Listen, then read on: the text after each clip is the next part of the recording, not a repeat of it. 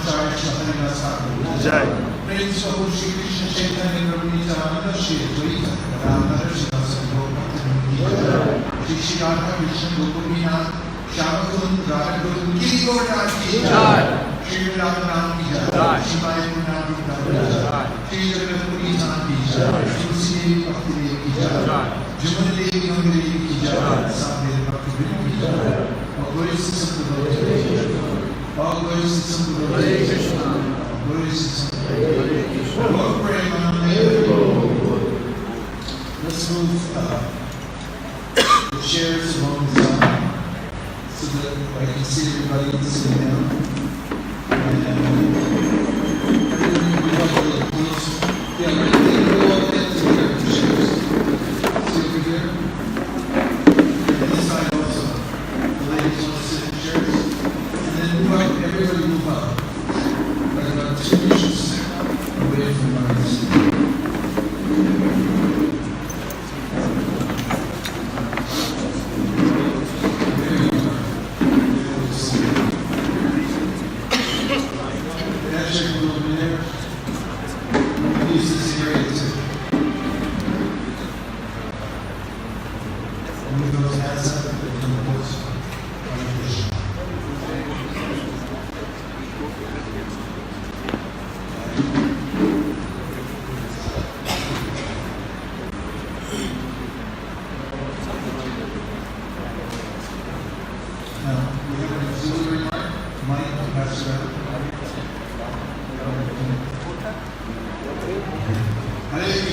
Hare Krishna.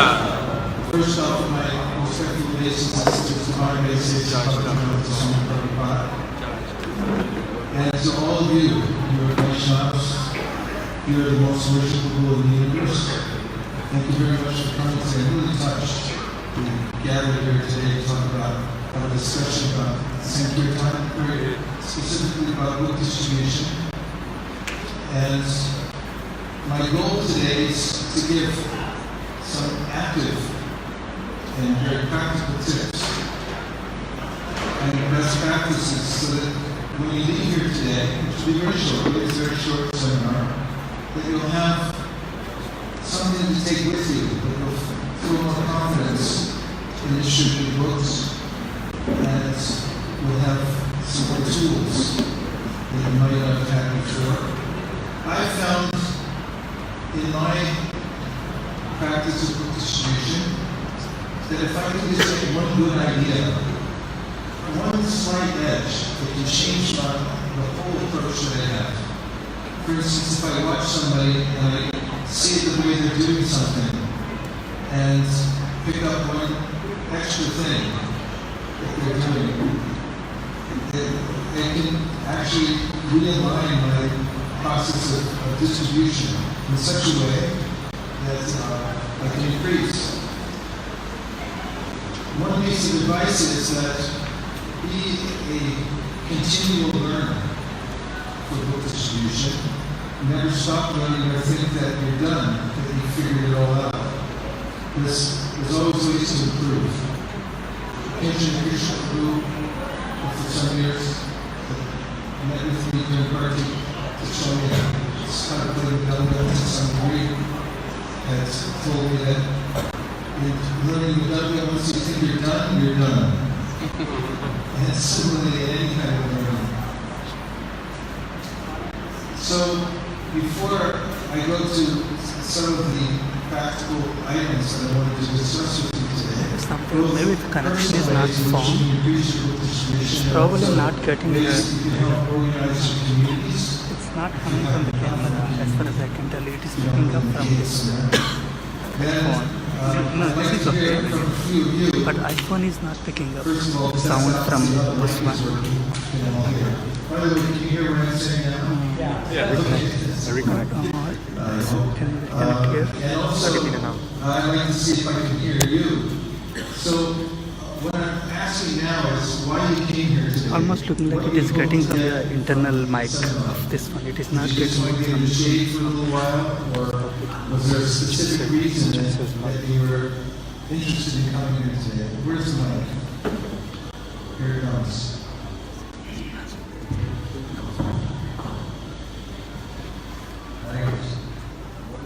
Yes.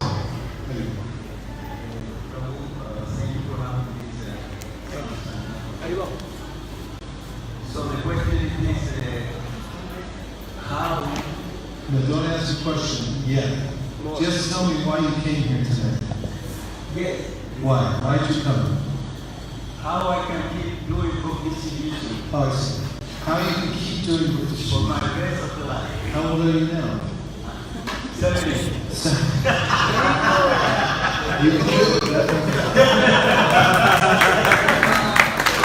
Rio. We'll do this over 60. You can definitely make it to the rest of our lives.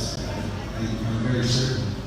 Just the fact that you're asking that is very encouraging. What else? Why else did you all come here today? Somebody made you come here? Mom or something? Tell us your motivation for coming in. They'll help. Yes, Baruch. Also, you just say your name and where you're from.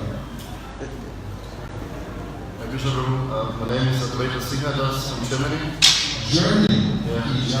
Yeah. I came actually from the same reason like he said, but also I want to have your wonderful association and I want to hear from experienced book distributors, so we take the opportunity to come. You want to get inspiration and association because you're interested in distribution. Yeah. And so you came here feeling like, yeah, this will give you some inspiration to take with you, right? So when we go home, we are inspired. Yeah, take it home with you. Very good. Thank you very much. Who else? Yes. Want to go over here so we run the mic? Try to close the gaps so we don't have too much time. Hare Krishna. My name is Sita from Mumbai. Mumbai. Yeah, and I've never done book distribution, so I want to know how to do it. You would like to know how to do what this sheet never done before. Which temple are you from in Mumbai? It's June. June. Do you know Nartan Priya? Yes. Nartan Priya Prabhu has in June, Mumbai, started a monthly Sankirtan festival. And a lot of the Vaishnavis go out for that program. It's been very successful. Nartan Priya is a very smart person. He's very communicable. He joined the Krishna conscious movement looking for some excitement. And he told me that he wasn't getting enough excitement. You know, sometimes devotees read about the old days, about maybe Prabhupada telling Brahmananda, Garden Muni to go to Pakistan, or sending devotees who didn't speak Japanese to Japan. And it sounds very exciting, doesn't it? You want to do something like that? and that's kind of exciting, living on the edge like that. It's one of the reasons that book distribution is it fosters spiritual growth. Because every time we go out, we have this feeling like, what am I going to do now? You can't guarantee what's going to happen when you go out into the public every time. Yeah. So Nartan Priya Prabhu told me that he was feeling that, he had good service in Krishna consciousness movement, but he wanted a little more excitement. And so he told me he read this book, Family Business, in which I talk about book distribution and the risk of starting an enterprise, being an entrepreneur.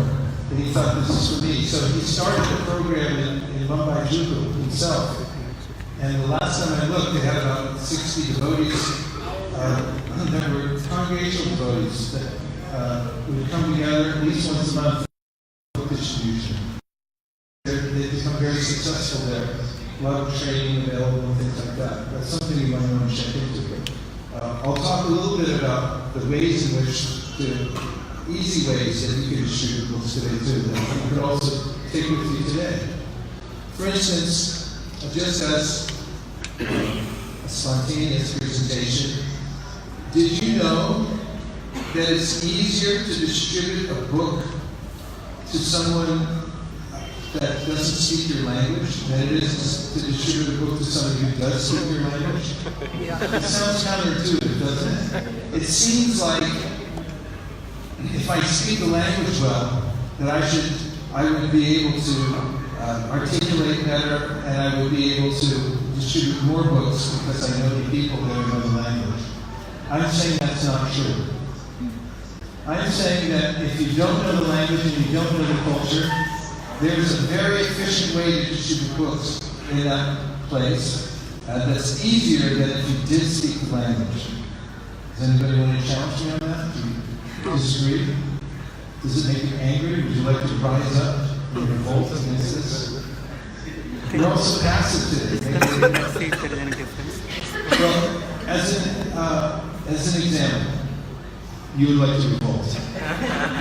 For example. Like when I was in Bangalore. Oh, you definitely need money. So Yeah, when I was in Bangalore, so there mostly people are like Kannada speaking. Kannada and was prominent over there. where are you from? I'm from Kanpur. I'm currently staying in the What do you north. speak? What language? So I speak Hindi or English word. Hindi or English? Yeah. But you don't speak Kannada. Kannada. It's Kannada. Kannada in Bangalore. In Bangalore, what do they speak? Kannada. Kannada language. What did I say? See, we don't speak the same. Okay. Sense. So people who were doing, we were doing distribution there. So people were, when the devotee was there, he used to speak Kannada. Okay, so we were speaking and more people were taking books from him rather than from us. We were trying to see English or broken Kannada. Correct. Thank you for proving my point. Every situation for book distribution has a key that opens the lock. You just have to know what it is. It's not that it's not possible, you just have to know what it is. So, let me give you an example of how to distribute a book in a language when you don't speak the language. And one of the answers is language cards, which I'm holding right in my hand here. These happen to have a number of languages on a little green paper, including Arabic, sitting around, cheerleading to the back, Arabic books. But whatever language, I'll give you an example. We had the last 2 years a yaksha in Jagannath in February. And we had about 100 devotees, many of whom were from China and Japan. And when we do our yakshas, we call them Sankirtan yakshas. We don't just go there to look around and see the places, nothing wrong with that, but we like a little more pizzazz in our life. So we bring in at least 5,000 books and at least 5,000 pieces of prasada. And we also, in Jagannath Puri, we bring stickers, Lord Jagannath stickers that you can get in Los Angeles and all places that say, I love your smile, and it has a picture of Lord Jagannath. And so we plan in the 5 days that we're there to distribute all those books. So my question to you is, how do 100 Chinese speaking devotees, Mandarin speaking, who don't know the culture in a Rissa and don't speak the language, first time in India, how do they distribute 5,000 books in 5 days? How do they do that? We have somebody that has the answer to that, but you tell me the answer. Enthusiasm, okay?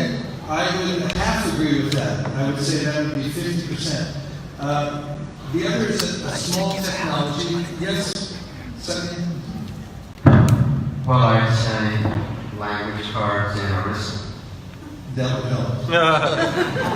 About 60%, 70% of the people we met in Jagannath Puri spoke Korean, and then another 20% spoke Hindi, and then another 10% spoke English, Bengali, things like that. So we made sure we had the right mix of books.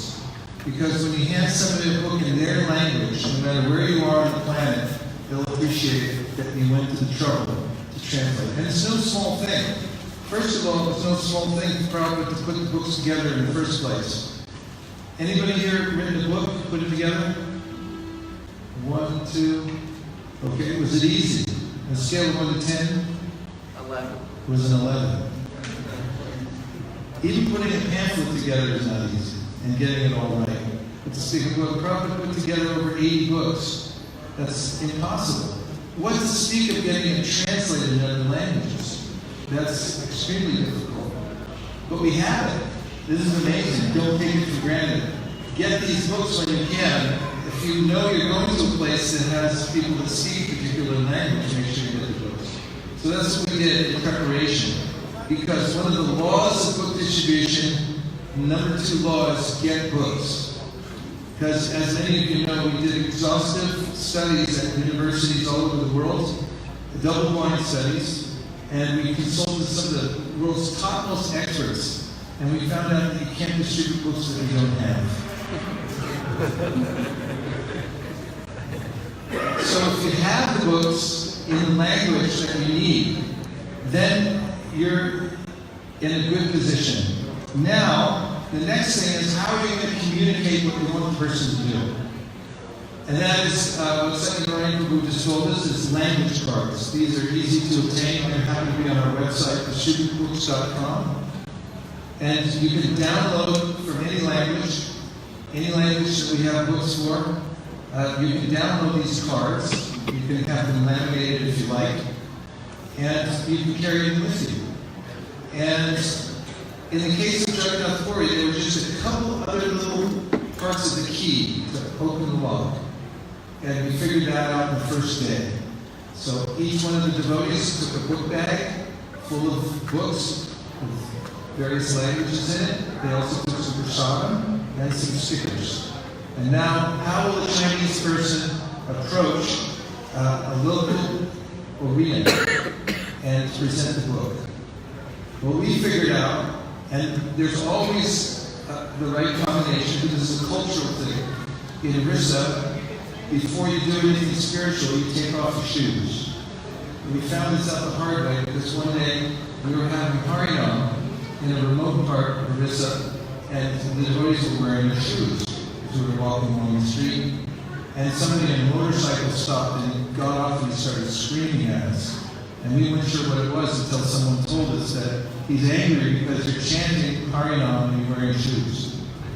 So then, when we started approaching people on the street, anywhere in Jagannath Puri, we come up to them, we kick off our shoes, and then they think, this is serious. We hand them a book in their language, and we didn't say a word, and then we show them, let me see if I have a reading right here. We show them their language on the card, and just have them read it.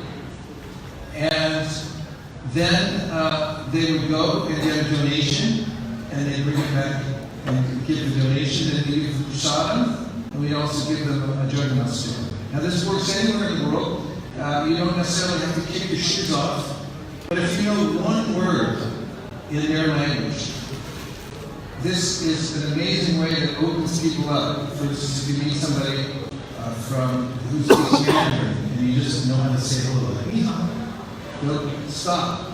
Ni hao. How do you know Chinese?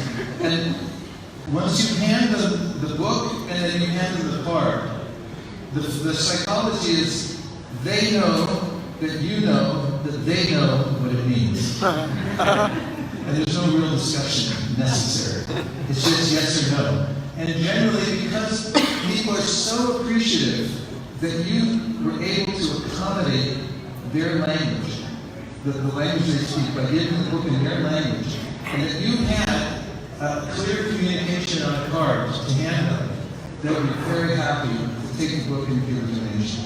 And this works all over the world. So if, for instance, you were in a city where there were people that speak Spanish and you don't speak Spanish, don't worry about it. Just take Spanish books and learn 1 or 2 words in Spanish to say hello, thank you. And then take your books. When you meet a person, read them, and then hand them the book in their language, hand them the card, stand up really straight. If you know how to do yoga, you can do mountain pose. Just stand really straight and don't say a word. And they'll do the rest. And they'll be very happy to take. So this is very practical, because oftentimes we find devotees in various cities around the world saying, oh, you know, I don't have access to that part of the population. Well, now you do. And I guarantee this, that if you take, for instance, Arabic books to a particular place where you know there's Arabic-speaking people, and you present this, and it doesn't work, I'll pay for every book if you don't distribute it. And Sunday night, who's going to bankroll me? Sitting right back here. Okay, so what else? Why else did you come here today? Yes, Guru. Hare Krishna, Guru. My name is Das. I'm coming from Mexico. So Mexico ki jai. Come on, that's Mexico. We need to hear a real ki jai. Mexico ki jai. So I'm coming here because, first of all, you inspired us a lot when you came last time to Mexico, a lot.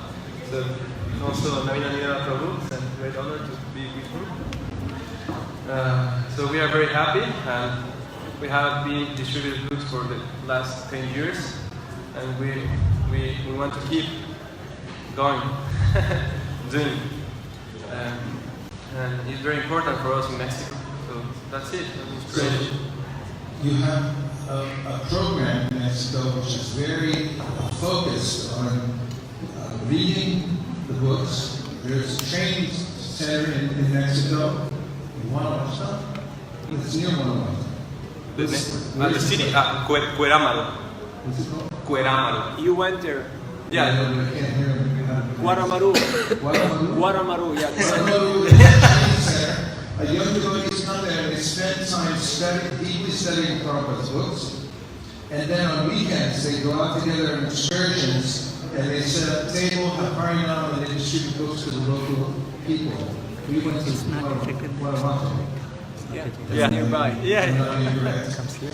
And this combination of reading the books and then distributing them is extremely powerful. In fact, if you decided to organize your life in this way, that you spend 50% of your time, or let's say 48% of your time, because you need a little time to sleep and eat, to read Prabhupada's books, and the other 48% of the time, you use it to brainstorm and actually go out to distribute books.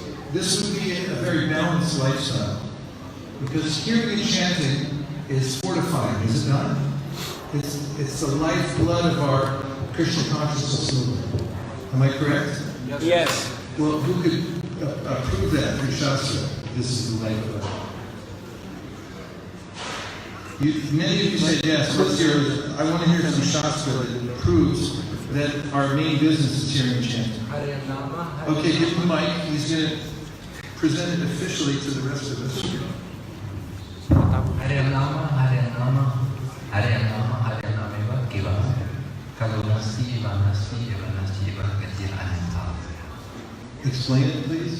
So, in this age of Kali, there is no other way, there is no other way, there is no other way. And chanting the holy name, chanting the holy name, chanting the holy name. Okay, everyone who likes his presentation, please say Hare Krishna. Hare Krishna. He didn't like it that much, so. Hare Krishna. You liked it a little bit, right? That verse is so focusing. It gives us a very clear idea that our mission is to chant Hare Krishna. So, for instance, if you decided within your heart, I'm going to dedicate my life to chanting Hare Krishna. I'm going to focus on improving the way I chant japa every day. This is how I live. And I'm also going to spend as much time as I can joining in with the Sankirtan to chant Hare Krishna with others. This would be a good verse to help justify such a lifestyle, would it not? Because it repeats 3 times, there's no other way, no other way, no other way, chanting the holy name. So we need such guidance and permission because our mind will tell us that we need to do many, many other things in order to be happy, in order to live a fulfilling life. And there are things, duties that we have to do. But our mainstay is chanting Hare Krishna. Give me another verse that shows that, proves beyond a shadow of doubt for everybody here in this room that we have the right to hear and chant as much as we like. Bring it on home. Vaisesika Makira Prana, Bodhiyantas Paraspara, Katayas Manitam, Shantita Brahmacha. Explain your choice, defend yourself. The devotees, they all relish bliss in conversing and discussing about me, Krishna. Okay, very nice. This is a verse in which Krishna describes the lifestyle of the devotee. And the devotees are absorbed in katha about Krishna. Katha prana. They're always discussing Krishna. So if you wanted to dedicate more of your time to learning about Krishna through the Shastra and discussing with others, would this be appropriate, would you say? Yes. 3 people think so. Yes. Okay. I want one other verse that gives we got sound across in the back, someone running the microphone. We want a clear direction from Shastra that tells us we have the right to hear and chant as much as we like. Nobody can stop us. Rupa Goswami says in the Nectar of Instruction, Tanam Rupa Kirtanam Yog Ranga Sanam Asi Yogya Krishna Brajetanam Rajnam Gami Kalam Ayira Kilati. He says that one should organize one's life around very nicely chanting and hearing about the Lord's name, qualities, pastimes, forms, 24 hours a day, and this way. Give us a direction in life that our main purpose is to hear and chant. We have to organize our life in such a way that we can continuously hear and chant about Krishna. 24 hours a day we have to keep the sound vibration going. So this is one aspect of development in a lifestyle of Sankirtan. You have to hear and chant. And the other half is you have to give it out to others. You have to offer the same facility to as many people as possible in the world. Whether they're a human being or an animal or a plant, our idea is to make sure that every living entity gets an opportunity, of course mostly humans, because they're most receptive, to getting an opportunity to take to the process of Krishna consciousness.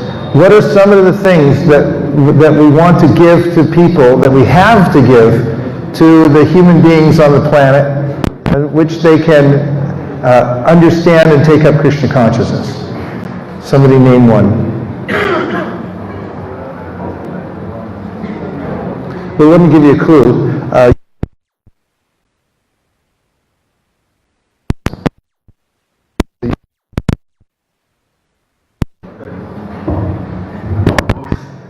What about books?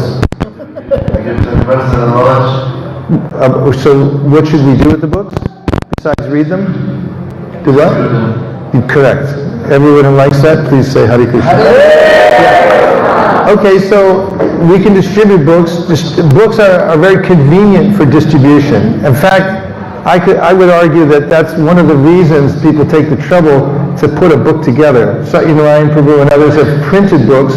It's not an easy task, but it's a highly effective way of getting your message across to people. All around the world, people embrace ideologies and practices, and these all come from other people, and especially from those who codify the words and the ideas that they have, put them together in a book that gets transported from one place to another. The late preeminent scholar of Gaudiya Vaishnavism, who gave a foreword in the Brihat Bhagavatam Rita appreciating the great work of the BBT, Gopi Pranadhana Prabhu, and the editors, Vaishnav culture means that which is real, right, and valuable to any given group of people. And he said an institution is the means that one transports that culture across time and geography. And they actually are influenced by them, highly influenced. So book distribution is one of the ways in which we're definitely effective at sharing the message of Krishna consciousness. If a book goes into somebody's hand and then they take it home and they put it on their shelf, it will sit there for a long time. Books are actually, even if you have books you don't like, they're hard to get rid of. this is a problem, because people give books all the time, and you're like, what do I do with it? Most human beings don't like to throw a book away. I mean, you can resell them, or you can put them here or there, but ultimately books hang around for a long time. So when we sell a Bhagavad Gita, for example, it has a trajectory.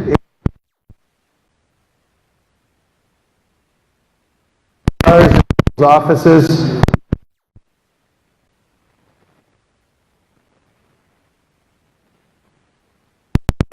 of sharing Krishna consciousness that was, by the way, recommended by, of course, through his activities, Bhaktivinoda Thakur, who wrote over 100 books. And then we have Srila Bhaktisiddhanta Saraswati Thakur, who emphasized the printing press, so much so that he said it was the Brihat Madanga. And not only that, in his flagship temple in Calcutta, he installed the printing press right next to the altar in the temple, where it was cranking out the written holy name, so that it could be distributed. And Prabhupada said, I picked it up from my spiritual master's mouth, that he was very fond of books. And his spiritual master told him, if you ever get money, print books. Because at the time, when Srila Prabhupada asked Srila Bhaktisiddhanta Saraswati Thakur what he should do to help the mission, Srila Bhaktisiddhanta Saraswati Thakur was apparently a little bit exasperated with the way the mission was going, because although they had built a huge temple, some of his members were feeling proprietary over certain rooms. You know how that can happen, right? And you start to feel a little comfortable, like, hey, we got our place now, we're okay.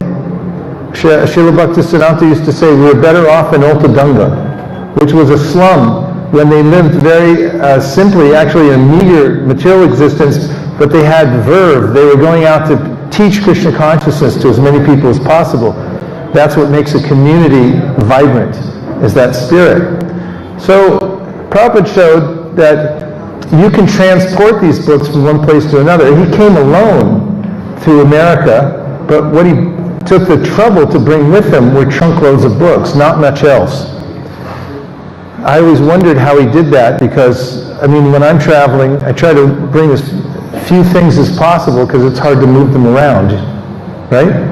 So how did Prabhupada bring these big, where did he put those? It turns out that the Scindia Steamship Company had a storage facility that they offered him in New York City until he was ready to start his mission. And then Brahmananda and Gargamuni were the first to take those books out of the trunks and tie them together, because there were 3 volumes of the first canto.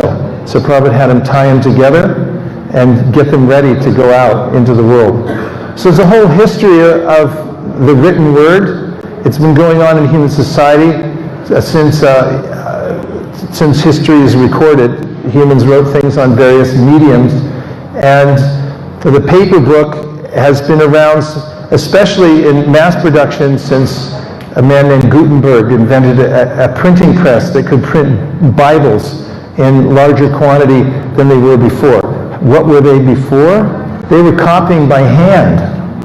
Before we came over here to this seminar, I asked Nagar Kirtan Prabhu if we had any of these books to offer people, which is more detailed than what I'm going to say today. And we weren't sure if we had them or not. So I said, well, between now, which was last night, and the morning, how many do you think we could copy by hand to make available to all the devotees? And he didn't think that was very funny. I didn't either, but it was by hand that people wrote books for many, many years. Can you imagine that? If you wanted extra copies, like Chaitanya Mahaprabhu wanted extra copies of the Brahma Samhita and the Sri Krishna Karnamrita, so he had them copied by hand. There were scribes that would sit there and write them all out. And then you'd take that handwritten document, how precious is that, right? And you'd pass it on to somebody else. Well, the printing press changed that. The Christians were the first to really ramp up the technology. It was the Royal Bible Society after Gutenberg that started putting a lot of research and development into printing presses. And they started coming out with better and better printing presses. Consequently, Bibles started going out all over the world. Not only that, the Protestant Revolution was really sparked by a number of papers that were offered, and there's in recorded history how fast the Protestant movement spread because of the written word. There's much more. I talk about this in a seminar that I specifically call "The Pen is Mightier Than the Sword." But books are a good idea. They're something that are beloved, as I said in class this morning, by human society. People like books. Please say that. People like books. What do people like? Books. People like books. It's just natural. When you show a book to a person, because people they're living entities, but in a human body they're smart. They can look and they go, wow, there's something in that for me. There's the book, they'll take it and they'll go like, wow, this will make me better. They intuit that by getting a book, because they know that they can improve themselves with a little knowledge. So we're sitting on a winning ticket here. We have the books already. You don't have to write them by hand. Nagar Kirtan's feeling very happy about that. And they're available in many languages, so you can get them at any time. So I really like your suggestion that one of the ways in which you can distribute Krishna consciousness is through literature.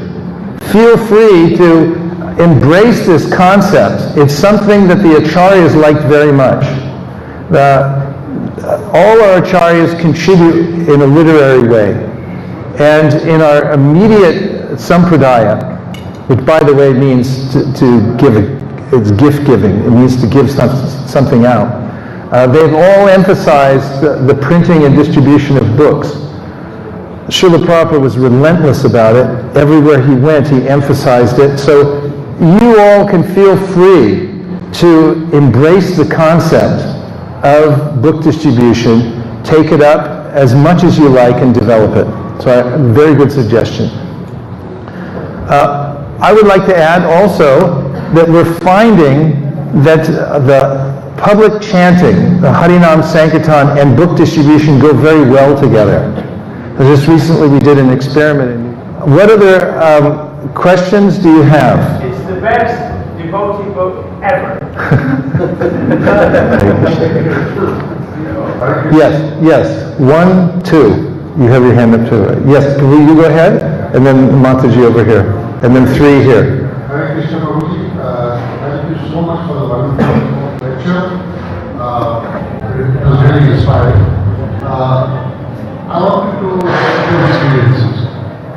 One is about distribution of the Bhagavad Gita. Once you distribute the book, what is the strike ratio of a person reading it and enjoying it? Say you distribute 10 books. How soon do you expect a person to read it and understand it? Well, if I understood your question correctly, if I distributed 10 Bhagavad Gitas, yes, what would be the time I would expect somebody to take to read it? To start reading it. To start reading it. Because it's not enough to just hand over the book. One may sell the book. So you're saying it's not enough to just hand over the book? Yeah, the point is that the person should start reading it. The point is the person should start reading it. Yes. Okay, first of all, let me challenge your premise, which is that it's not good enough just to hand over the book. Sorry? I'm just challenging your premise that it's not good enough just to hand over the book. Yeah. But let me explain myself. First of all, I do agree with the fact that it's vital that people start to read the books as soon as possible. I would like to have that impetus myself. I mean, I tell myself that all the time. Self, read Bhagavad Gita now. And self doesn't always agree. So, no, let's do something else. I have to get myself to do that. It's like, I have a practice of chanting 1 chapter of Bhagavad Gita a day. And I like to do it. But my mind doesn't always like to do it.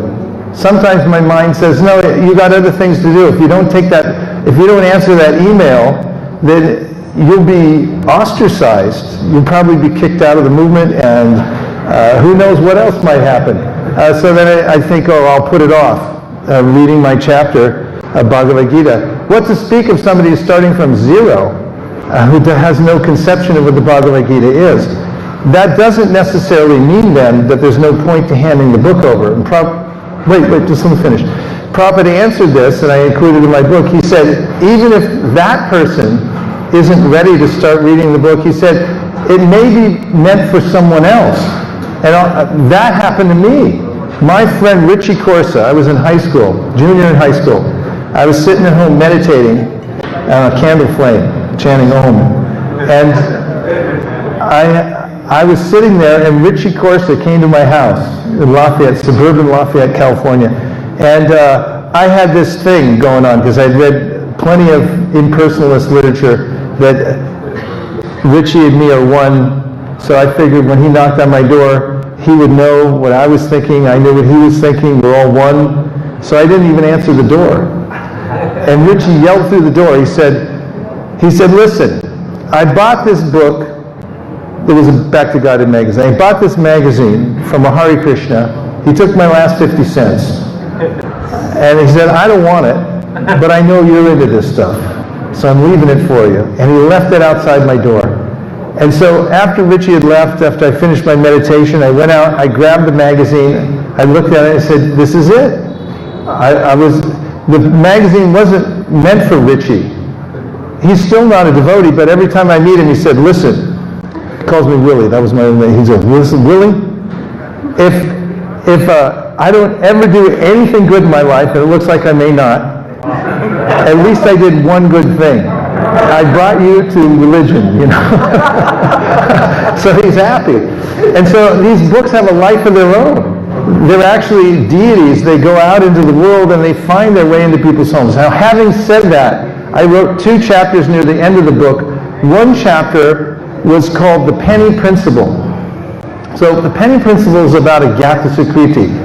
Because I strenuously resist the idea that Agyata Sukriti is not effective. Because it's not in the Shastra. In the 6th canto of the Bhagavatam, it says, even if someone unknowingly chants the holy name of the Lord, it's recorded and counted. So how can we say Agyata Sukriti doesn't work? However, I also agree that it's extremely important how we present the holy name and how we present the books to people, because there's every possibility that we can turn people off by our presentation. And then it will take a lot longer for them to actually read the book and look at it, unless they're an extraordinary person. Now, my argument is backed up by Shastra and the Penny Principle, and also about making a well-conceived presentation of the holy name and of the books and so forth, because Chaitanya Mahaprabhu did the same thing himself. So did Srila Vyasadeva. Vyasadeva, seeing that the age of Kali was coming, was thinking, what kind of bridge books can I make available to the world? That's why he wrote the Mahabharata. Because he considered that in Kali Yuga, people would not be open or able to consume Vedic knowledge. It's just not possible in the Kali Yuga. Therefore, he thought, how will they take it? Through the Itihasas and the Puranas. And he made the Mahabharata. And it contains the Bhagavad Gita. So he was thinking like that. Chaitanya Mahaprabhu also was thinking, how will I make my presentation so that people don't reject it? Because they were. So he said, I'll take sannyas. That's why he took sannyas. The reason Chaitanya Mahaprabhu took sannyas was to make a better presentation, one that was more amenable to the people of the time. So they would see a sannyasi and they say, whatever you have, I'll take it, because I'm your servant. And then you say, take the holy names. And they would take that. So we go out of our way not only to make sure that the mass distribution goes on, but also we have to tax our brains, as Prabhupada used to say, to refine our presentation so that people will not only read it as soon as possible, but they'll also have some way to have a support system as they read it. Because once they read it, Adau Shraddha Tata Sadhusanga, they'll want to have Sadhusanga, right? And we have to have lined up ways in which people can then join small groups and get socialized into Krishna consciousness, learn the philosophy, and develop faith. So I deeply appreciate your question, and I hope that was an adequate introduction to the answer. Thank you so much. Then number 2, we had 1, 2, 3. There. Okay. You're number 2. Hare Krishna. Dasa from New Zealand. New Zealand, Jai. Famous for innovative preaching, book distribution of all kinds. Thank you. We were hoping to encourage question of Bhagavatam set distribution. I'm wondering about selling Bhagavatam sets on book tables on the streets. Do people do that? Do you have any tips? Or? Would you like to do it? Then you have full permission. Because I'll tell you one thing, a principle. It's always good to work by principles, because when you take... This is one of the laws of book distribution that I wrote about in my book, and that is the more you show, the more you sell. Everyone please say? I was once at the beach in California with Vijay Prabhu. We were at a Rath Yatra. And there people were walking by in swimming suits, basically. Not a lot of wallets. And we had a book table there at the Rath Yatra site. And so there was a set of Bhagavatams. And I was thinking, who's going to take a set of Bhagavatams at the beach? It was about 20 years ago. And Vijay, who has an indomitable spirit for book distribution, I saw him talking to one person after another, and each person, he'd say, do you have the Bhagavad Gita? If they said yes, then he'd say, here, you should take the Bhagavatam. Point to the Bhagavatam. And I think back then we were selling them at some ridiculous price, like $400 or something like that, which was a lot back then. And then I was thinking, I admit, in my mind I was thinking, what a waste of time. You can try to sell a Bhagavatam set at the beach. So I went about my business behind the booth, talking to other people, selling books, this and that. About a half hour later, I turned around and the set was gone. I said, Vijay, where's the Bhagavatams? He goes, I just sold it. And that taught me a lesson. I've learned lessons along the way, and they go in really deep into my heart. And I learned that never pull back from presenting something, because people will take it. If you show it, people will take it. We're having experience now, several years ago in North America, the whole body of devotees distributing books would sell about 150 sets of Bhagavatams. This is maybe about 7-8 years ago. If you look at the end of the year, the totals, maybe 150 sets of Bhagavatams. And everyone thought, it's not really possible. There were some visionaries, like what was his name, in Australia, who for some time was really focusing on selling them. What was his name? He passed away. Famous devotee. And he tried encyclopedia sale-like and this and that. It didn't go that far. Not Madhurisa. Gopi something. Gopi Shore. Anyway. So then, everyone thought it couldn't be done. But we started taking sets of Bhagavatams with us, going door to door. And lo and behold, because we had them there and take them out of the box and show them to people, they take them. And on tables, yes. On university campuses, we take out sets of Bhagavatams. One of our distributors recently, there was a group of devotees going to Stanford University to distribute books. And just before they left, somebody insisted, no, take a set of Bhagavatams. They didn't even have a table. They were just out in the plaza distributing. So she brought a set of Bhagavatams, she put it out there, and lo and behold, this professor walks by and goes, oh, it's very interesting what you're all doing here, and this and that. And our distributor, Malini, a co-Sankirtan leader there at ISV, she said, oh, we have the Bhagavatam. The professor was fascinated, bought the Bhagavatam on the spot. If he hadn't brought the Bhagavatam set, this is a quiz, how many sets would they have sold? Approximately how many? If you don't bring a set of Bhagavatams and you don't show it, approximately how many will you sell? Approximately 0. It works every time. So if you bring them, people will take them. You bring them out of the box and show them. Just recently, just showing the contrast in level of presentation and faith in the fact that we can sell Bhagavatam sets. During the recent Bhadra Purnima, which you're probably aware of, most of you, it's the day on which the Bhagavatam says when you give away a set of Bhagavatams, you go back home, back to Godhead. Worldwide, we worked as one team. We just sold over 7,000 sets of Bhagavatams in a couple of weeks.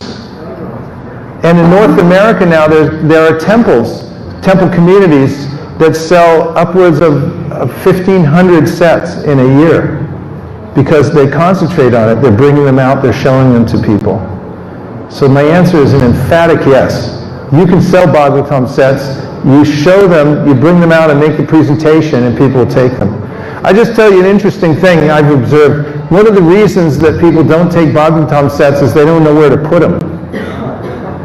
And it's a consequential what people put in their homes. Because from a sociological point of view, what you keep in your home is a representation of your value system.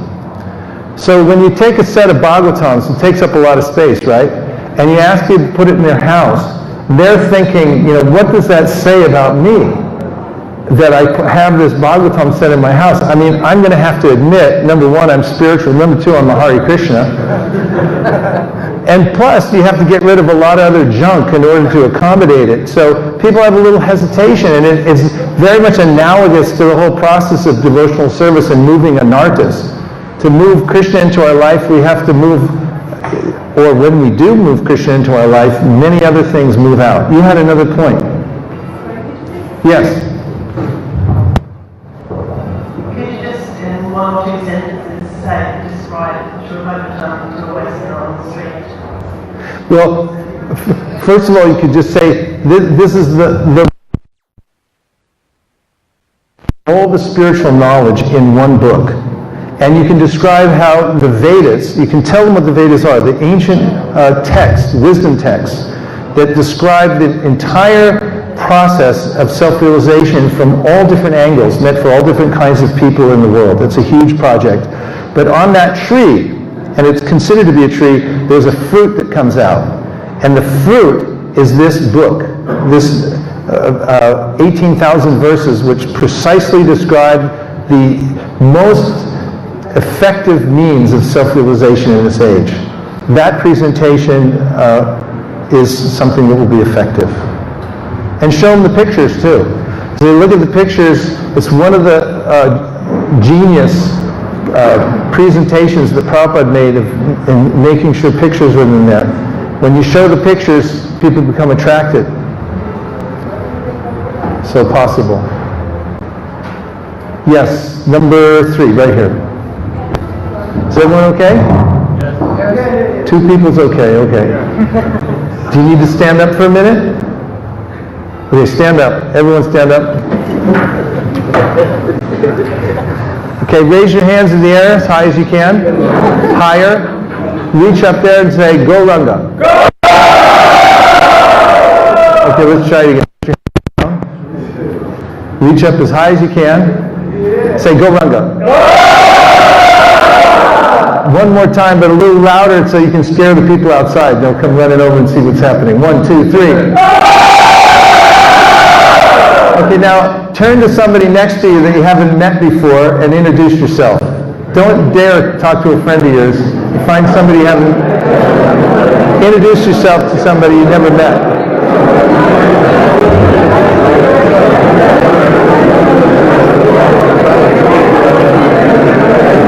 Hare Krishna.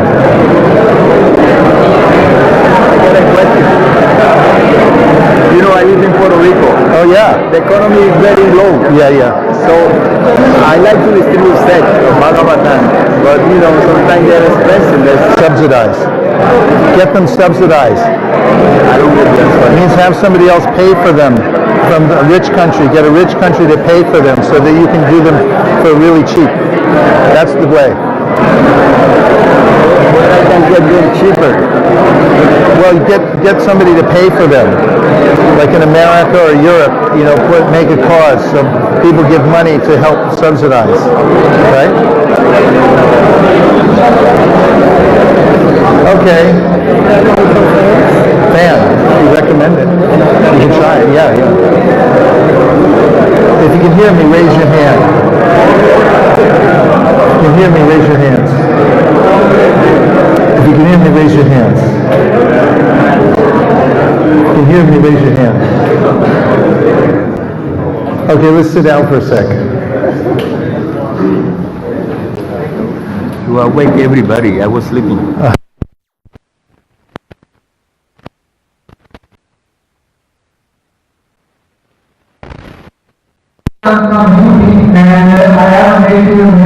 He's from UP. Give him a hand. There we go. UP rocks. I have seen and I have many friends who are religiously converted. Religiously they are Hindu, but they are converted on Christian or Muslim. So, do you know what I can't hear what he's saying. Yeah, he's saying that he has a lot of friends who can convert from Hindu to Christian or Muslim. From Hindu to Christian or Muslim? Okay. So, I have interaction with them and they talk about religion. So, how to distribute books to them? And we have some books regarding the Muslim traditions. And how to distribute, because I have seen that the Christians from outside they come in India and distribute free the Bible and Hebrews book to the community in EU. They give it to free. So is it a good idea to give some paper or some medical to free people? Sure. You can give some free things to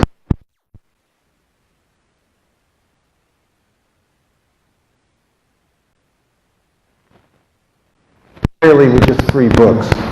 There are other kinds of facilities. One might examine the quality of the conversions that are being made. In other words, what are the motivations for people to convert to this or that, and do they even understand what they're doing? So it's not a one-to-one correlation that we're comparing ourselves to people who invest lots of money in a particular village, give people infrastructure and extra money to convert to a particular religion, and so forth. Having said that, just to give a general principle about preaching in general, the Bhagavatam says that we have to be selective when we present Krishna consciousness. We're not going out to convince every single person. Does that make you feel better? Any of you over there? Does it make you feel better? You don't have to convince everybody. You just have to be selective and find the people that would. The Srimad Bhagavatam says, what was my verse? Tadadineshu Shvaridineshu Balisheshu Dusatsuta Prema Maitri Popeksha Yakaroti Samadhimaha. This verse says that when you go out to preach Krishna consciousness, you should notice whether people are averse to your presentation, they don't like it, that means, or whether they're innocent and open to accept it. And for those who are innocent and open, you should pour in as much mercy as they can possibly hold. And for the persons who are averse to what you're offering, you should use avoidance tactics. For instance, when I meet Christians in various places, and they begin to open their presentation to me, which is a standard presentation oftentimes, I will congratulate them. I'll tell them that I'm extremely happy to meet a person of faith, because it's people of faith like you who are keeping the world afloat. And if we had more people like you in the world, it would be a better place to live. And thank you very much. And then I got to go. I don't spend a lot of time with people who aren't open for the message. And so you don't have to convince every single person. Now, as far as giving away free literatures, Prabhu, your name? Yeah. Prabhu from Puerto Rico was just asking me, what about in Puerto Rico? How do we distribute full sets of books there where people can't afford them? They just had a catastrophic event there a few years ago with hurricanes.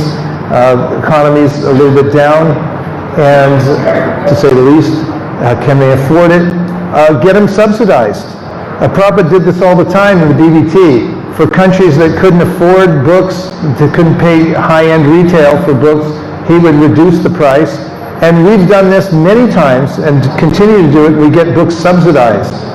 Find rich people who want to help the Sankirtan movement and ask them to give copious amounts of cash, credit cards, gold, whatever they like, and they'll be happy to do it so that you can distribute more books at a cheaper price. You can do that. Yes, feel free to subsidize books, especially smaller books. Prabhupada asked us to create small books, pamphlets, and give them out abundantly. For instance, when you go to villages, and things like that, or anywhere else. You can give out these kinds of books and they will have an effect. So feel free to innovate like that and find the ways and means. You have to be entrepreneurial to do this. You have to figure out the ways and means to move the books out from the go down into the homes of the people. And if you have to move energy this way or that way as far as getting them paid for, then do it. Figure out a way to do it and make it happen. Okay? Yes. Okay, we have Prabhu over here who's had his hand up for the last half hour.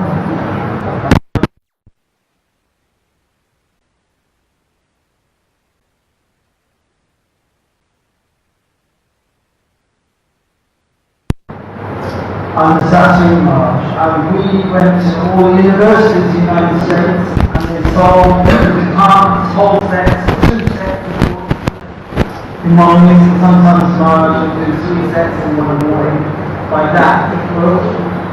I joined because I was given the album of India and I saw a group of people walking down the street in India. That attracted me, right? Then I got the PCG with it from Bhakti Chaitanya. And I opened that and it said Perfection of Yoga. So then I bought that book. I thought I was a yoga student. And when I read that book, I realised the game's up. Going on in the temple. Right? And then years later, I realised the Bhagavatam has everything in to create a balance of life. So I discovered something I'd grown up with, which was sustainability farming. And I preach on that level, and you pick out the people in the crowd who look like those kind of guys.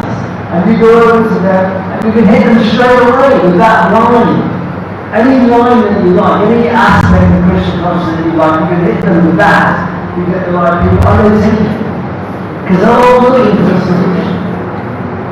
Thank you, Krishnadas Prabhu. That reminds me of something Prabhupada told in 1975.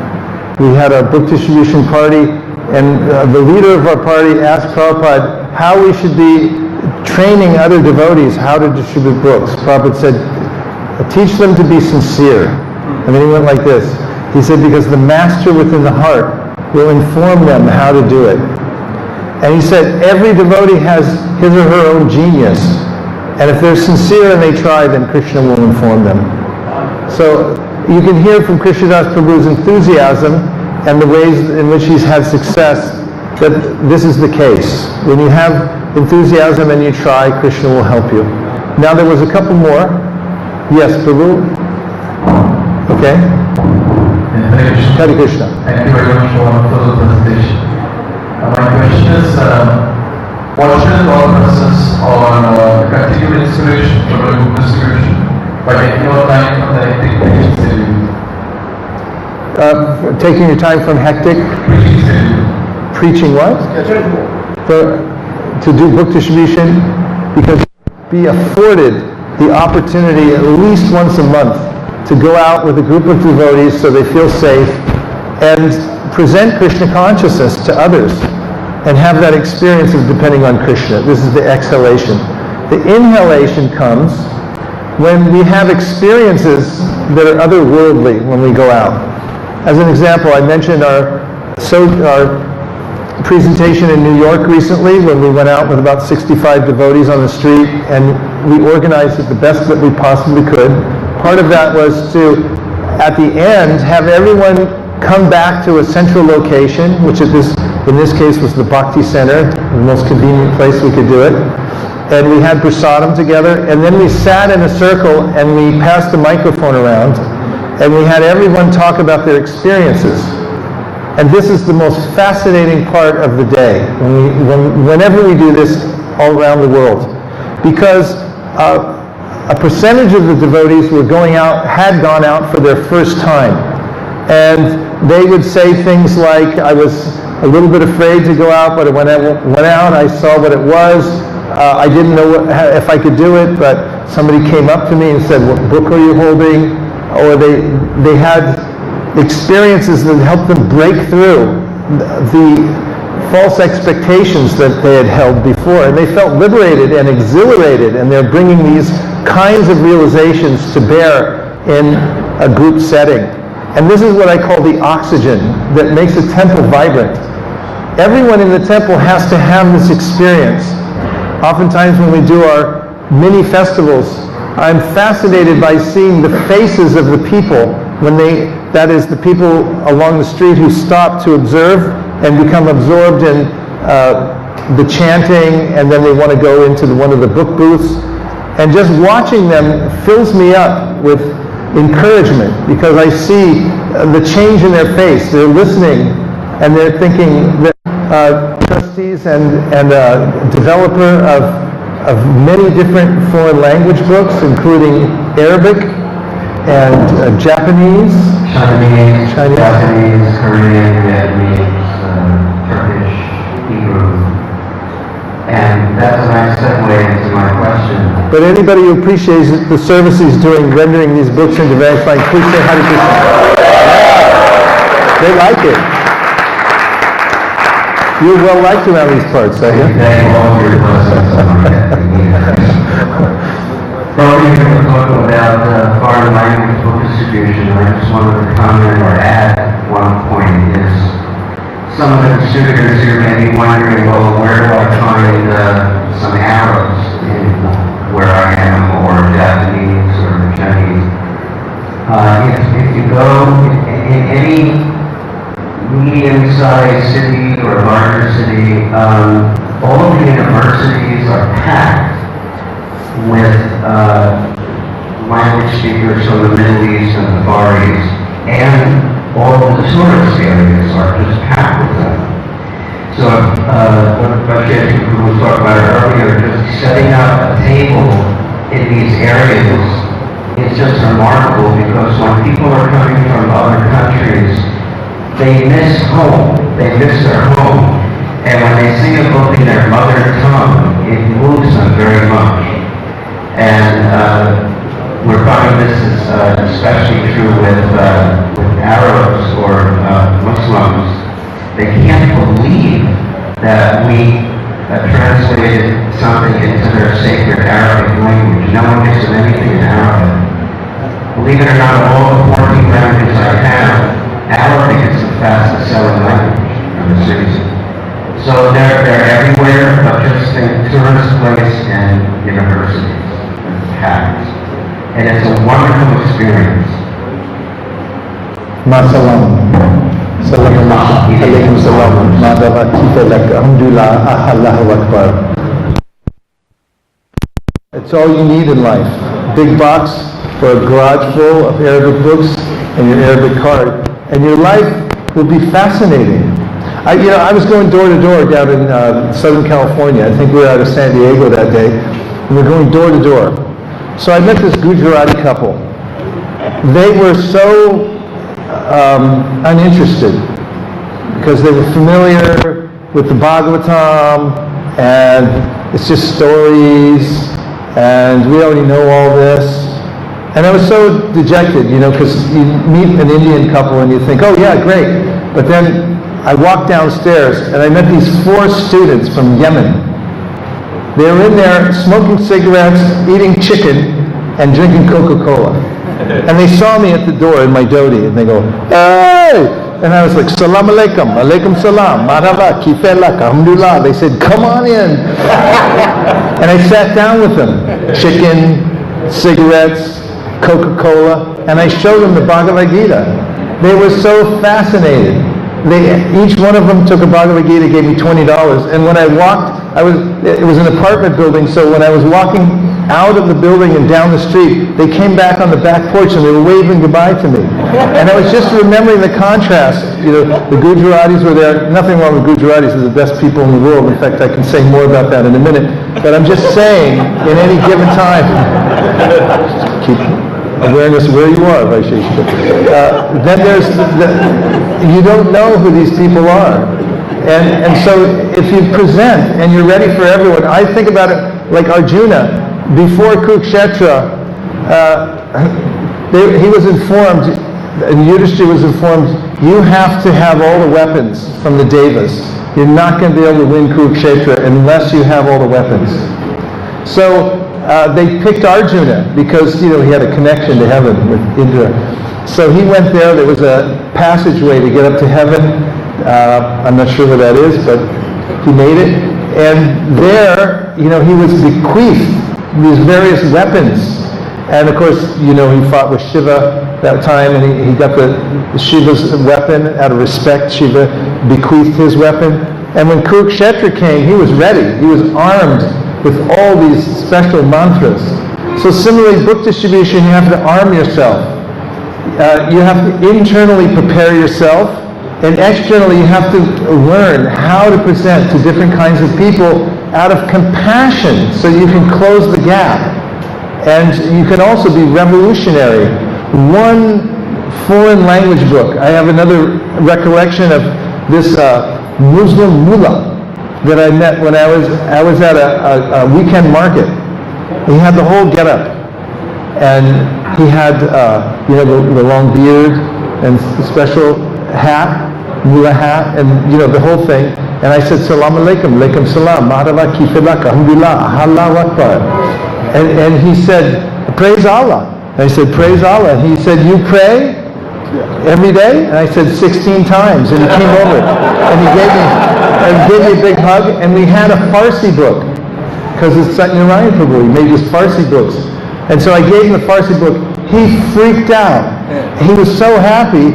I was his best friend. I have a picture of him. When you go on Skype with me, that's my thing, with me standing with this Muslim mullah.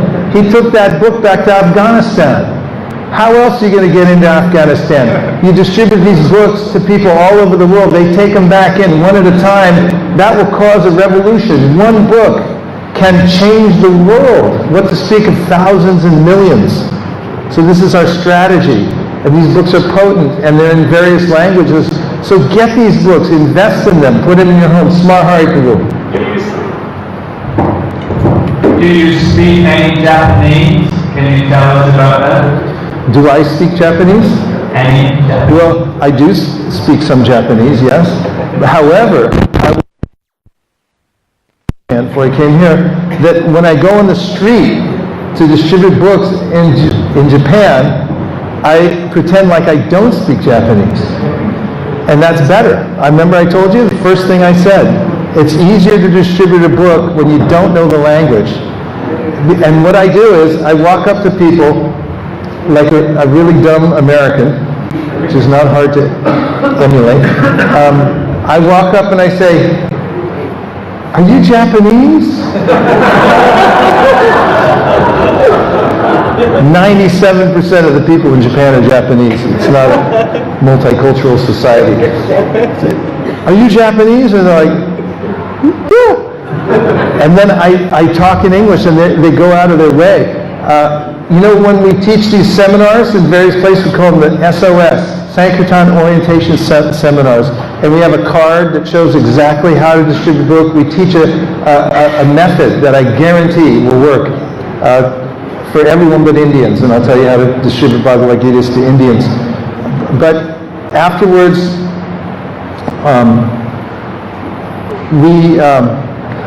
I tell the devotees they're going out for the first time, tell people, this is my first time that I've ever done this, and I need a little help. I'm going to follow the card when I present this to you. Because people go out of their way to help you. So a lot of times first-timers, they'll take the card out that tells how to distribute books. They'll say, I'm new at this, I'm just starting. Here's the book, and I have to say these things to you. And then they'll go, "Yeah, sure, go ahead. Yeah, I'll help you out. Yeah, go ahead." Yeah. Now it comes to the end, he goes, "Now I have to ask for a donation, and here's what I have to." "No problem, you ask, I'll help out." People like it when you're vulnerable. If you're swift and you know everything, they tend to smell something like. But of course, you do have to be in tune with people and know how to deal with them in ways that to them feels non-threatening. And also, we always make it our prime directive that we teach at our seminars, leave everyone with a good impression. Don't take a book, that's not our goal, but leave everyone with a good impression. And when you go out in that mood that you're making friends and you're connecting with people on a friendship level, you'll find that people become very open to exchanging with you. And one of the ways they exchange is by taking a book, and they'll be happy to give a donation. Just since we're on the topic, I want to tell you how I ask for donations, because this often is a sticking point for people. You know, they'll listen to the whole seminar and whatever, but the donation part, anybody can go out and give away free books. It's not a big issue. Correct? Yeah. Say yes. Yeah, it's not a big issue. But asking for donation, is that an issue? Say yes. That's an issue. Okay, so here's how I ask for donations, and I guarantee you, if you ask like this, everyone will give you a donation. And you'll leave everyone with a good impression. Does that sound fair? Yes. Well, we've run out of time for the seminar, and we'll see you next year. Thanks. Just kidding. Okay, so when I ask for a donation from people, it comes at the end of the presentation. And this, again, a disclaimer, this is not for Indians. I'll tell you how I distribute to Indians in just a minute. You have to remind me, though. When I present, I'll go through a whole presentation, for instance, of the Bhagavad Gita. And at the end, when I hand the book back to them, after showing them the different parts of the Gita that I think will be beneficial for them, then I say, we don't sell this like in a bookstore. We only ask for a donation. We don't need the money. The only reason we ask is when you give something in return for spiritual knowledge, it's an ancient tradition, it connects you to the previous teachers who have passed it down over many generations, and it allows you to enter deeply within the knowledge. Halfway through that, they start nodding their head, like, oh, I get it, I already know, I appreciate this is right, this is the right thing. And for many people I say, you won't be able to read the book without doing some penance. You have to do penance. And they go, yeah, I got to do penance. And so the easiest way that you can get away right now without doing any, jumping in the car with us is, you just give us some money. And they'll be happy to hand that over based on that idea that it's not for us. We don't need money. It's for you. We're allowing you to give something, and don't deprive people of this opportunity to offer this service, because that's where excuse the cliche, rubber meets the road. And that's exactly where it does meet the road, when you ask them to participate. Other questions? Indians, right, okay. For Indians are the most pious people in the world. And they're very, very happy to embrace Bhagavad Gita. However, if you present Bhagavad Gita first, they take it as an insult. Generally, I'm speaking in generalities. Generally, they accept it as an insult. It's like offering a Bible to a Christian or a Quran to a Muslim. What are they going to say? I already have the Quran. I'm a Christian, I have the Bible. What are you giving this to me for? What do you expect a Hindu to do when you hand him a Bhagavad Gita? Say, oh, what's this? I've never heard of this before. Thank you for condescending and giving me this book that my grandmother already memorized. So don't hand them the book. But when I go door to door and I meet an Indian at a door, as an example, I'll stand there at the door, I don't hand them anything. I have books in my hand, everything's ready to go. They're looking at me, they're looking at the books, and I'm not going to hand it to you. And I go on explaining to them that they already know all this, and the point is that we're giving it to other people. We're starting schools that teach Bhagavad Gita. We're printing Bhagavad Gita in many different languages. I'll even show that to them, but they can't touch it. And I explain to them that something they already know, and I point that out, that problems of the world cannot be solved on a material level. They have to come from the level of transcendental wisdom, and that's the Bhagavad Gita, and you know it better than I do. And then I say, what we're doing is going around and we're collecting money, and lots of it. And we're using it to print Bhagavad Gitas, to distribute them all over the world. Before I can finish the sentence, they turn around and run back to their cabinet. They're pulling out cash, credit cards, what else do they have? Gold, jewelry, and they bring it back to the front door to offer, because they know it's the right thing. And if it's one thing Indians like to do, it's to give money to spread Krishna consciousness, and they'll do it. Right? Absolutely. So after that, totally open for getting all the books. Then you hand them the Gita, you hand them 5 more books, everything.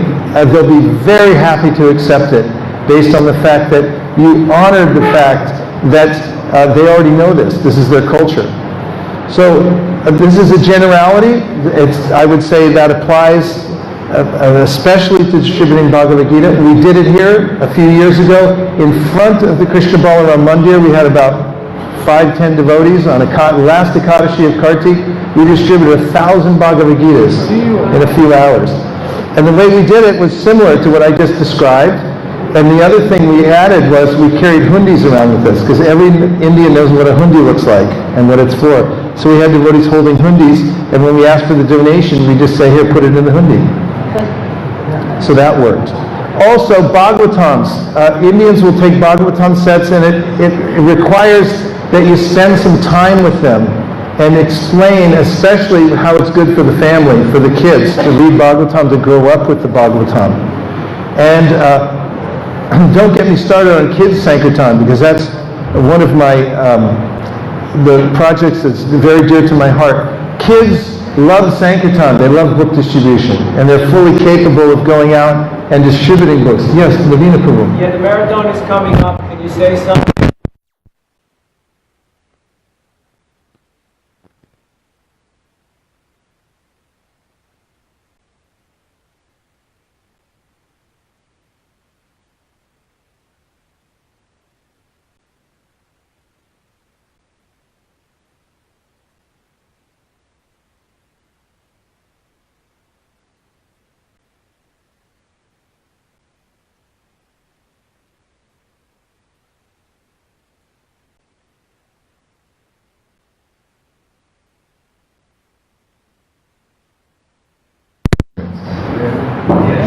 Are all of you anticipating a marathon in your life? Please? Let me put it this way. How many of you were planning to give some extra time to distribute books during the marathon this year? Let me see. 1, 2, 3, 4, 5, 6, 7, 8, 9, 10. Okay, a few of you.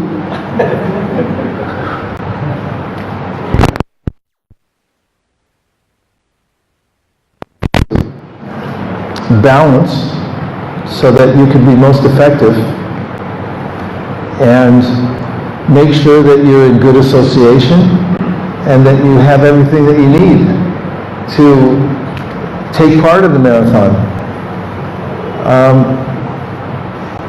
I've always felt that life is a marathon itself, and it requires that you stay a little bit balanced so that you can keep going after the marathon's over.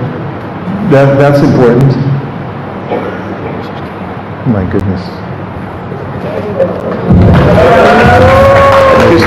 Hare Krishna. Glad to see you. Hare Krishna.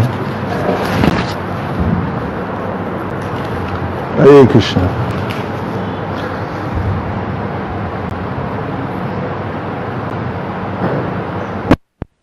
Some communities are very oriented towards the marathon, and if you in Mayapur donated $1,000 so the books could be distributed cheaper in Puerto Rico. So anybody who wants to give money to Puerto Rico, if you're listening online, you can give your contact address. He'll put it on the screen. He'll be here afterwards. You can contact him. He takes credit card, cash, bank transfers, whatever you like. But give to Puerto Rico. Yes, Prabhu. Other questions? Yes, a question here.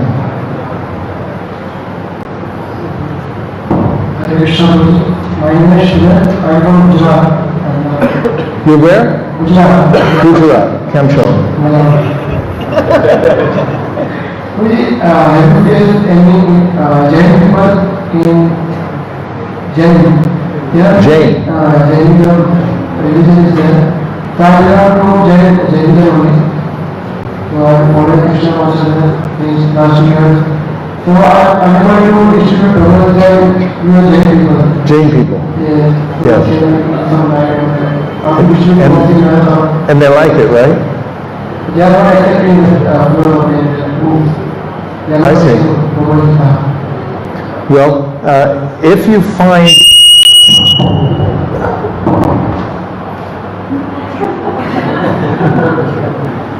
that's how musicians go deaf. If you find any particular situation in which things aren't working, then you have to adjust it so that it does work. For instance, if a particular book is not working or a particular approach isn't working consistently in an area, then try changing it slightly so that it can work. There's always a key that opens the door, and you have to find out what it is. Don't keep jamming the same key into the lock if it doesn't work. You have to innovate and try things that might work. Go another way. And I don't know James enough to be able to give you specific advice about that, but I know that there's a way. Wasn't the Jain Dharma, didn't it come from Rishabhadev? Misinterpretation from King Arhat? Fifth canto. So you might want to pull some sections out of the fifth canto and make a unique presentation for the Jains. I mean, that's something I would do. I would look at, what is it about, what is holding them back? And, make the presentation. Do you know what's holding them back specifically? Watch out for that path. We can only take one of those a year. Actually, there are many Krishna laws. They are saying that as a Rishabdev came, so in next Yuga, Krishna became a god. So right now we are like Krishna. So under him came out Hindu, and they accept Krishna as God. So they are not accepting philosophy. Naga, what did he say?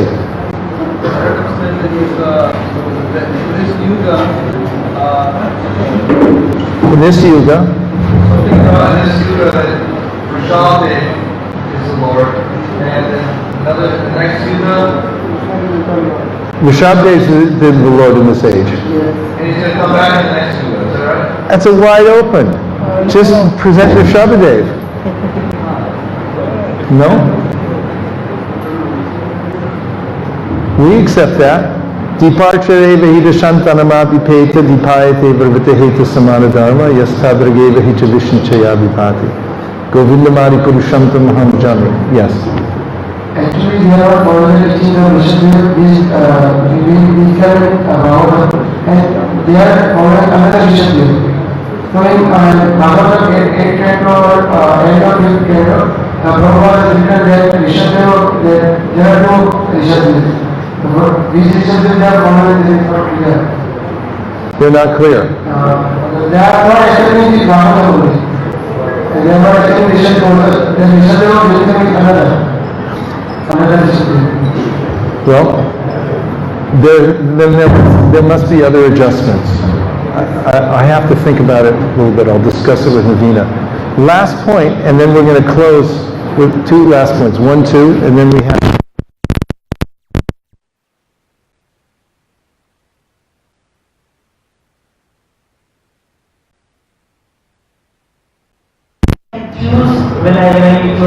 Well, here's some food for thought. Srila Bhaktisiddhanta Saraswati Thakur, who advocated for his renunciates to go out every day and knock on doors, and realized the fact that they would be rejected and misunderstood, said that when you go out to preach Krishna consciousness and you're rejected and misunderstood, you're getting spiritual blood for your spiritual body. Chid rakta for your chid sharira, he said. The very act of going out into public and being misunderstood is edifying. It means you grow in Krishna consciousness. The other thing is, change your expectation. If you go out expecting that everybody you talk to is going to surrender to you and agree to everything you said, this is an unrealistic expectation.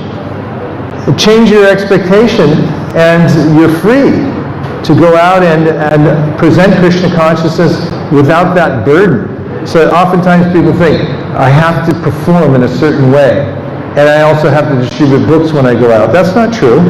You can go out and just be yourself and do the best you can under whatever circumstances you now face, and be happy with that. It's good enough. And no production required. And if you do that, then you'll feel happy. And when you're happy, naturally more books will go out. So be happy when you're rejected. It's good for you.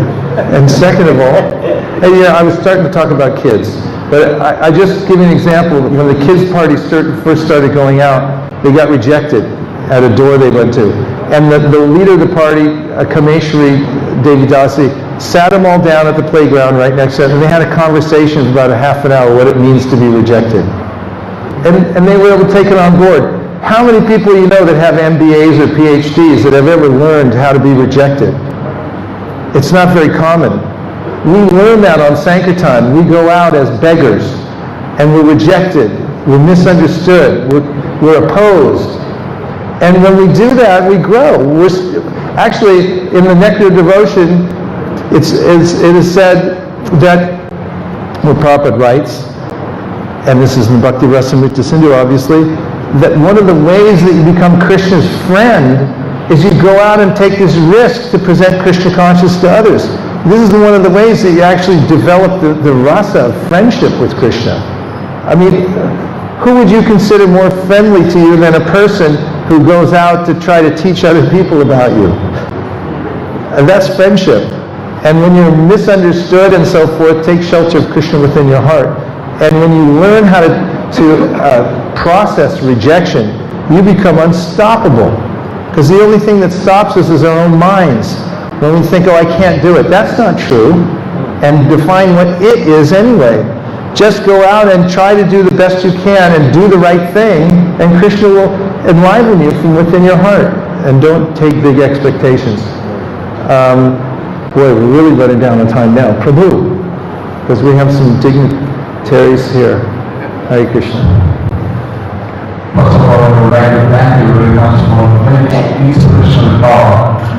Regarding rejection, I wanted to say one thing. This is what I heard Srila Prabhupada said.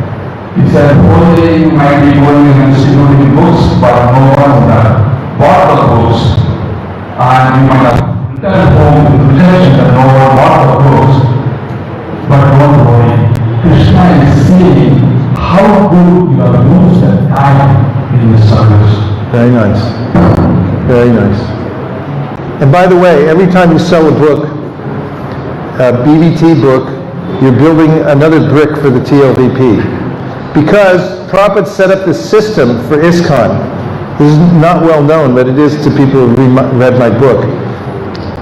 The system Prabhupada set up for ISKCON was BVT is a separate entity. And when the BVT would sell a book to a temple, they'd mark up the price by 50% and by 100%. At double the price that it cost from the printer. Then they take 50% of that and they put it into a fund where you could build temples around the world. And the other 50% went back into printing more books. This Prabhupada's formula, he said, I've hatched this transcendental plot. This is how ISKCON was built from the ground up, from book money. And Prabhupada's ingenious way of organizing it so we would sell books and be in transcendental ecstasy, and the people of the world would be getting this knowledge, and at the same time we're building the infrastructure for ISKCON. This actually works. And the more books you distribute, the more money goes into the BVT, and it's mandated. It's part of their, they have to do this.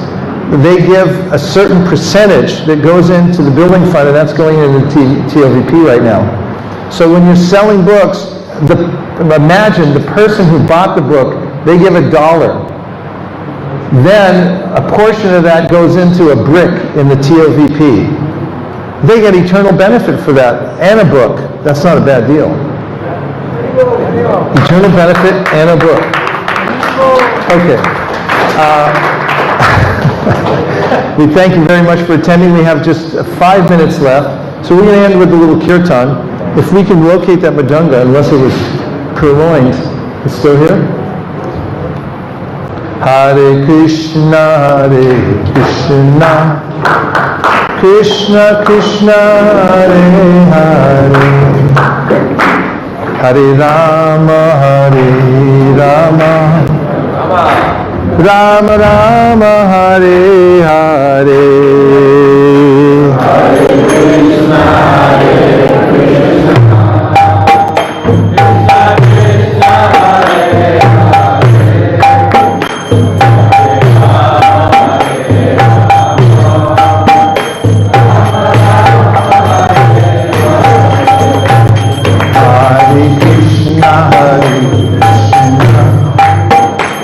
Krishna Krishna Hare Hare Hare Rama Hare Rama Rama Rama Hare Hare Hare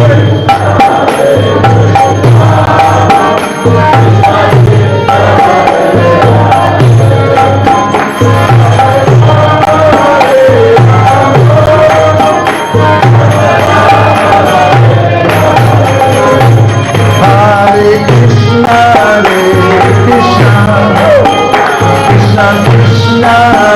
Hare Hare Rama Hare Rama Rama Rama Hare Hare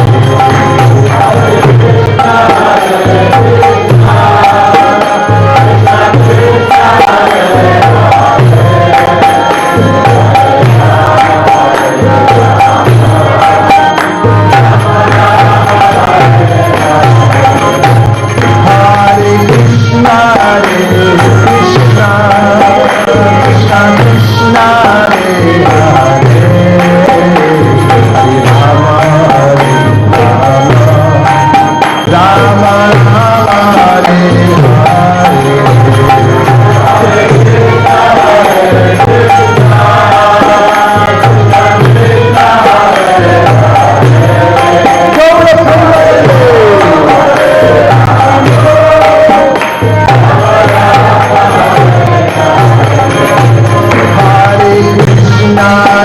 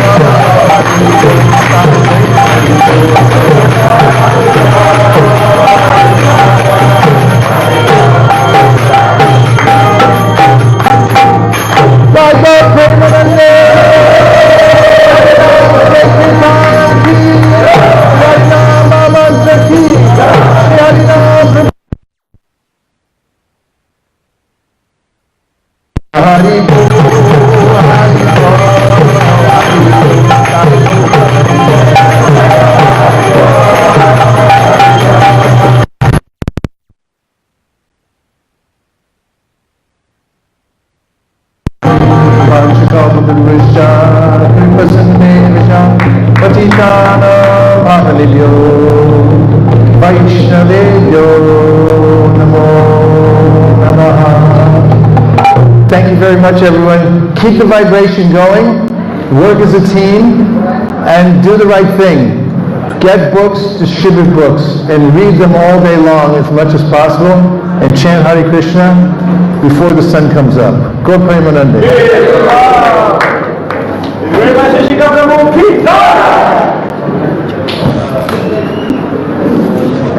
Hare Krishna. Do you have a system, like a table? Or Yeah, the tables are there. What about the chits that say the names and stuff? Yeah, they're there. They're on there. Chits are there. You got a pen? Okay. What did you put? Nachari Armarman, Nachari Armarman, Nachari Armarman, Nachari Armarman, hey, Nachari Armarman, Nachari Armarman, Nachari Armarman, Nachari Armarman.